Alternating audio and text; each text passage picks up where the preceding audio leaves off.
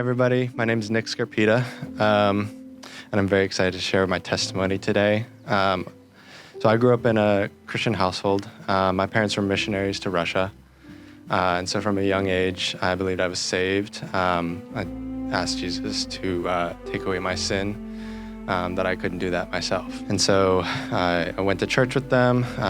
They were church planners.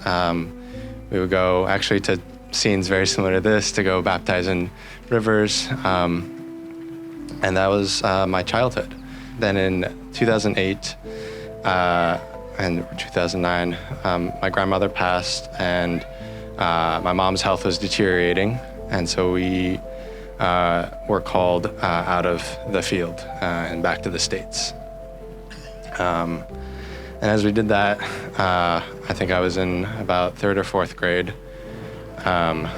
We continued going to church. We actually went to the first church that decided to support them and on their mission. It was a very good church, but there weren't many people my age. Didn't have a fellowship to really connect with, and part of that was me, is that I was not making that a priority in my life. And so I would go to middle and high school and started leading a double life. I was going to church still, but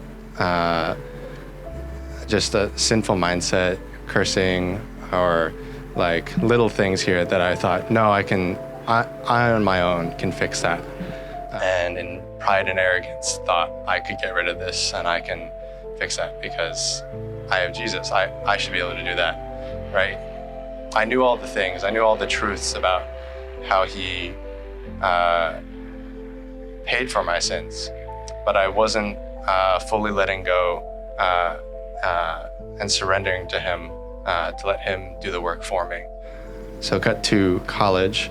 I had been letting all these little sins build up until in my freshman year, I entered a sinful relationship. My mom got cancer, and everything just felt like broken. Like there was nothing more I could do. But I was still going to a church and going to like a college fellowship. And because my parents had been missionaries, I knew all the language. I knew how to speak Christianese and hide all these little sins that had been building up. And so as I was hiding these things, so this shame and guilt and embarrassment was also building up. And that was shame that I was hiding from my church and my fellowship, but also trying to hide from God. And which is so foolish, but because he knows everything. And so at the end of that freshman year, I was broken, I was beat down. I was hiding from everybody in my life. No longer was I leading a double life, but I was just trying to hide from everybody, turning away from everybody, including God. And then I'd even stopped going to church in the latter half of that freshman year because of all these things I was trying to hide.